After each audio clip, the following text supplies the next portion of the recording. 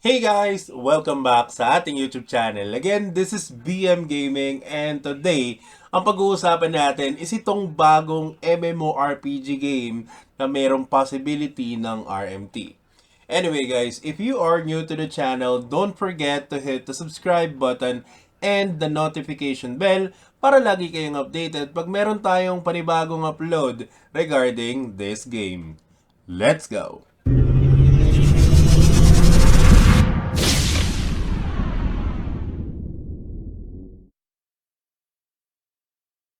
So, welcome back mga tol, no? So, today, pag-usapan natin itong si Altius.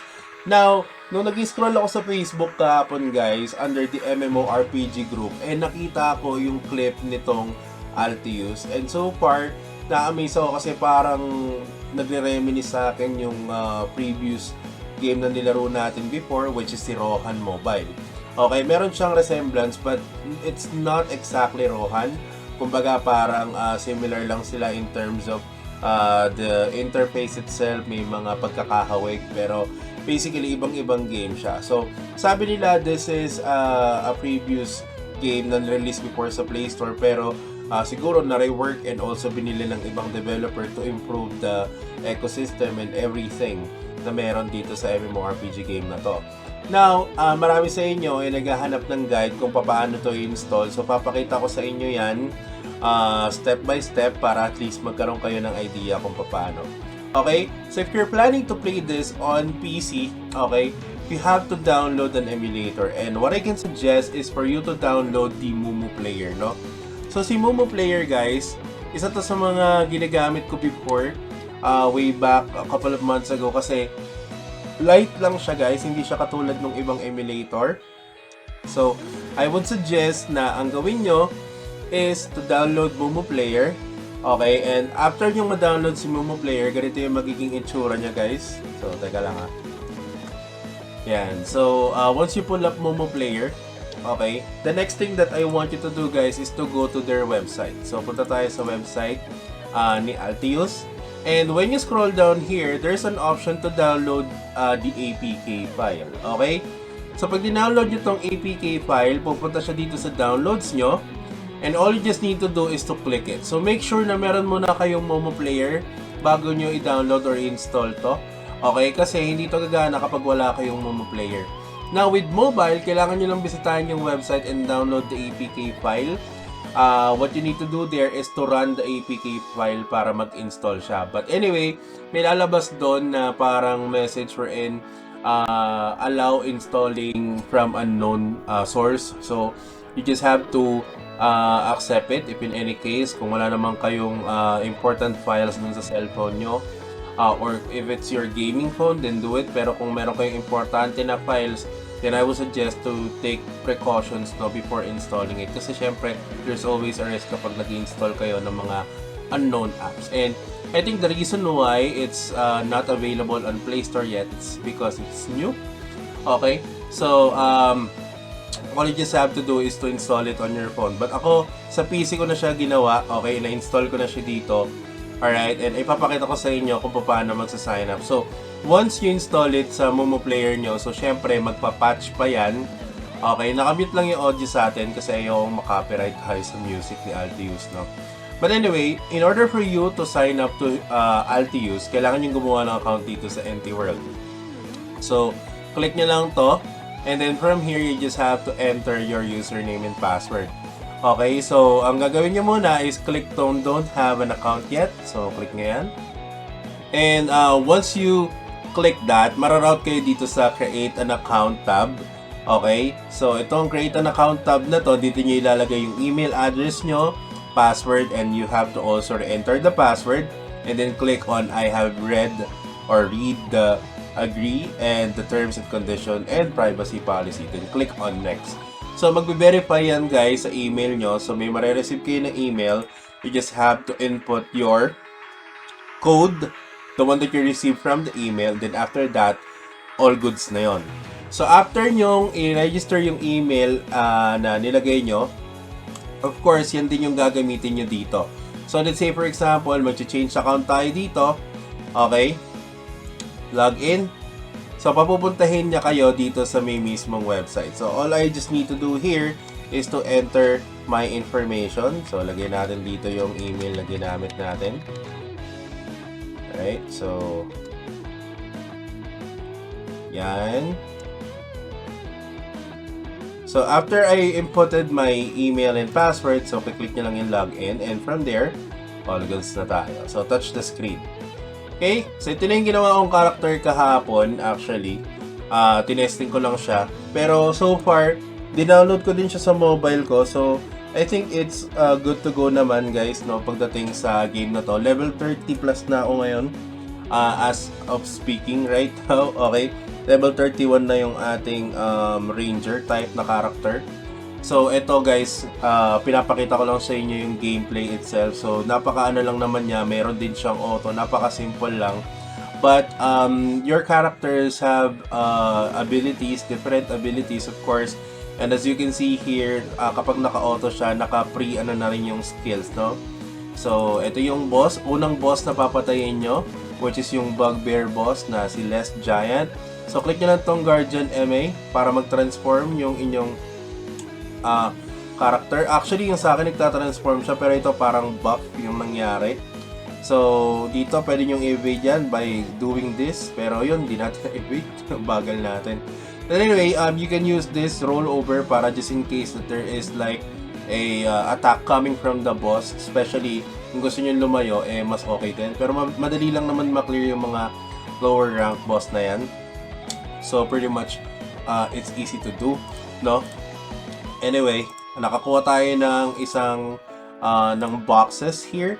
So, explain ko lang kung ano itong mga boxes na to. So, this is a summon box wherein you will be able to summon equipments for your character. So, makakakuha kayo nito in a certain specific level. So, currently, yung level 31 ko, naka-epic na siya, no? Na items or set. So, ayan, makukuha nyo yan. Now, para ma-equip nyo siya, punta lang kayo dito sa inventory. Okay, click on install. Ayan. So, gumanda na yung item natin dito. So, para hindi rin kayo mahirapan na itapon itong mga items na to, click nyo lang tong bulk sale. Okay? Select nyo lang yung mga items. And then, click on sale. Okay? So, may value din naman yan, pero mababa lang naman. Okay? Now, the other box that you saw earlier here, meron tayo ditong mga boxes for summons. Kasi meron kayong tinatawag dito na Guardian. So, si Guardian, ito yung parang, kumbaga parang companion nyo. And also, meron siyang extra ability, which is ito, recover health. Pero yung sa akin, yung isang character ko, yung Ranger, nagtatransform siya into a beast. And malakas yung physical attack niya. So, siguro by class, I will explore it para mabigyan ko kayo ng idea kung ano yung mga skill abilities and for you to be able to choose the right character before you grind. Okay, kasi may iba na sanay sa mga melee type of characters, meron namang iba na sanay sa mga ranger type of characters. Okay, so ngayon, punta tayo dito sa mga options. So as you can see here, ito yung mga options niya, and one thing na nakita ko dito is of course yung marketplace. So currently, hindi ko makita dito yung marketplace, but ito, katabi pala ng Guardian. So ma-unlock nyo tong marketplace when you reach level 65. So, reaching level 65, I think, wouldn't take you that much time. Okay, kasi ako, ilang oras ko pa lang naman ginagrind to, level 31 na tayo. So, siguro mga 2 to 3 days, tignan natin kung ma-reach natin yung level 65, no? But anyway, you can run this full auto. Okay, ibig sabihin, i-click nyo lang yan, then it will go directly to the quest map. Okay? So, ayan. Pwede rin kayo mag-teleport. You do have 10 teleports for free daily. Okay? So, ganun lang naman siya kasimple. So, other things here is, of course, yung costume. So, meron siyang mga gacha. So, mapapansin nyo dito that you can always draw once. Okay? So, ayan. Kung mapapansin nyo, makakapag-draw tayo. So, may gacha tayo nakuha dyan, which is yung feather. I'm not really sure kung para saan pa yan kasi in-explore ko pa rin naman yung game. But anyway, aside from that, andito din yung ibang features like yung attendance. Of course, you will be able to get this. Now, this is a summon box. Okay, Guardian yan. So, yung rarity, hindi ako sure kung makakakuha tayo ng ng rare na companion or ng rare na guardian, okay? Pwede kasing ang makuha lang natin dyan is yung mababang type ng guardian. So, let's try to pull it for the sake of this video and see how it would give us, guardians right now. Okay, so guardian summon tayo. So, yon, wala tayo nakuha. So, dito sa guardians, guys, you just have to go here and then select what's gonna benefit you the most. Okay? So, ano ba yung magbe-benefit tayo dito? Okay. So, I think we will go with the attack. Okay? Let's go with the attack. Ito yung equip natin. And then, to upgrade these guardians, kiklik nyo lang tong growth. Okay? So, ang gawin nyo, automatic selection lang. So, yan. Automatic selection para ma-level up nyo siya. So of course, each guardian meron siyang different abilities. So nakita naman natin kanina na yung ability natin is to heal. Ngayon naman, ang nakalagay dito sa Guardian Blessing, conversion for 30 seconds. So 48% increase in attack and 52% increase in defense, which will benefit us. Yung sinabi ko kanina. Ito, ano naman to, conversion. Ito mas mataas, 30 seconds. Wait lang. Ito is 48. So, mas mataas to. Defense, we don't need to kasi we're range. Hindi naman natin kailangan ng increase sa defense. Ito, 43. And I think they are the same. 43 lang din to. Ito, wala. Wala siya skill. So, tama lang yung pinili natin kanina, no? Ngayon, kung gusto nyo naman i-enhance, okay, ang kailangan nyo lang gawin is to select the Guardian here. Ayan. And then, select nyo lang tong mga to. So, hindi ko naman na sila gagamitin. So, gagamitin ko na lang sila for upgrades. Okay? So, para, of course, ma-enhance ko ng maigi yung character natin. Okay? Now, if you wanna upgrade it one more time, so select nyo lang ulit to, then automatic selection. So, level 6 na yung Guardian natin. And we're also getting additional combat power from that. Okay? So, syempre, the more na ina-upgrade nyo siya, the more na makakapag-unlock siya ng ability. Okay, so ito, level 4, meron tayong 11% gold increase. And of course, hindi pa rin naman nabago to, no? Pero may additional tayo na skill na na-unlock sa kanya while we're leveling this up. Okay, so makakakuha kayo ng ganyan sa quest, okay? Yung Guardian Summon na yan. I haven't experienced an epic box, but anyway, ito nakakuha tayo. Grabe, 5 yung nakuha natin. Okay, so ang gagawin naman natin dyan is palig lang ulit tayo sa Guardian, upgrade ulit natin yung Guardian natin, okay? So, automatic selection. Teka lang, tinaman na natin yung mga ability nito bago natin yan. Ito, attack. Ano to? Floating resistance. Okay. Okay. Ito yung same lang sa akin. 38%. So, okay pa din yung nakuha natin, no? Mas kailangan kasi natin yung attack dito, guys. Kasi DPS yung character natin. So, kailangan natin ng attack dyan. Okay? So, yan. Upgrade lang natin to ng upgrade. Okay? Kasi, as long as ina-upgrade nyo siya, may mga na-unlock siya na additional stats and also abilities. So, Guardians included. Do you want to proceed? Guardian is on the same level. Oh, wait lang. Wait lang. Huwag natin gamitin yun. Ito lang muna. Kasi gagamitin natin to pang enhance, no? Gamitin natin pang enhance yung mga same rarity. Oy, wala na tayong gold. So, kailangan natin mag-quest. So, madali lang naman to, guys. Quest lang tayo dito. Ayan, may enhance na rin natin to. Buti meron pa ako natirang gold. So, bali guys, meron din palang basag dito na tinatawag, no? So, be very careful. Kasi pwedeng mabasag yung equipment nyo dito, just in case. So, natin, sana hindi mabasag. Umabot ka. Ayun, hindi umabot. But anyway, yan, we're trying to enhance level 13, or by 13, the enhancement value may drop, legendary accessory level may drop, even a lower enhancement level. So, mababasag yung ano nyo, yung, hindi naman technically yung equipment, but yung ups nyo. Tingnan natin kung ma-upgrade natin siya ulit. So, meron ticket dito. Ayun, pumasok. Yun, enhance natin siya sa level 4. Okay, all goods. So, claim natin yung reward natin. Ayan. Then, let's do the other quest. So, may mga acquisition rewards kayo na makukuha dyan. Achievement rewards as well, meron din. So, tutorial skip na lang natin. So, basically, lahat naman ituturo sa inyo dito. But anyway, yung guides, gagawa ko na lang din siguro to guys, kasi bago pa tong game na to and talagang ano pa tayo, nauna pa tayo, no? Public invitation tayo, invite.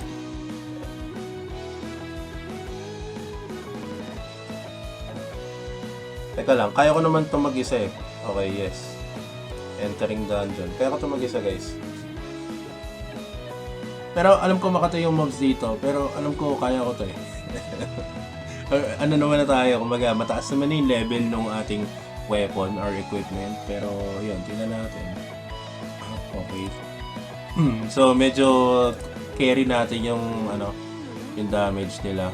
Hindi naman bumabawa sa akin, so 3 lang naman yan, so all goods lang.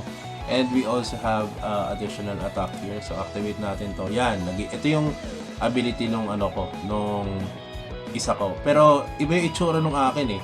Actually yung akin para siyang malaking oso or what. Ito is like parang flame spirit, ganyan. So ganyan din yung damage niya, medyo masakit din yung damage niya. So ayan. Now may duration lang din to guys. And it will be up, sabi kanina doon is 300 seconds eh bago mag-up ulit yung skill. So that's okay. Right? So 270 seconds na lang yung hihintayin natin before siya mag-up time. But anyway, it's not necessary to use it kung sakali naman kayang-kaya niyang mobs. Katulad niyan, halos one hit ko lang din naman yung mga mobs sa mga skills na binabato ko. But if you are sa tingin niyo nahihirapan kayo dun sa dungeon, then you can always use it. But sa mga dungeons guys, usually may timer to eh. I'm not really sure dito kung meron. Pero I'm not seeing any timers at all. So titignan na lang natin yan later on. Okay? So yan, na-unlock na natin. So papunta na tayo dun sa bugbear boss. So yan na yung papatayin yan. Anyway, thoughts on this game. Probably yung RMT dito will become available to people through auctions or marketplace. Siguro the main source will be selling items and siguro pagbebenta rin ng accounts. Okay? Now, you can create as many accounts as you can here as long as meron kayong email addresses. So you can do that so that you will be able to grind more resources from the game. So wala naman bawas sa akin si Less Giant, so I didn't have to worry about, controlling the character itself. Pero as soon as I go along with the maps, I know na medyo mas mahihirapan na tayo dito. Ganyan naman kasi talaga sa MMO, hindi naman laging sa umpisa lang madali. Pero pagdating ng mga latter part, medyo mahirapan ka na rin yan mag-clear ng mga mobs and also mga bosses because medyo tumataas na rin yung kanilang attack power. So, yun lang naman mga tol. Ang thoughts ko lang dito is possible na magkaroon siya ng RMT. And also, pag nagkaroon to ng RMT, marami na naman papasok dito na mga players. And hopefully, meron kayo natutunan dito sa video na to kung paano nyo masisimulan makapaglaro ng Altius on your mobile and also on your PC. Yun lang mga tol. Maraming salamat ulit sa panonood. And alam nyo na, peace out.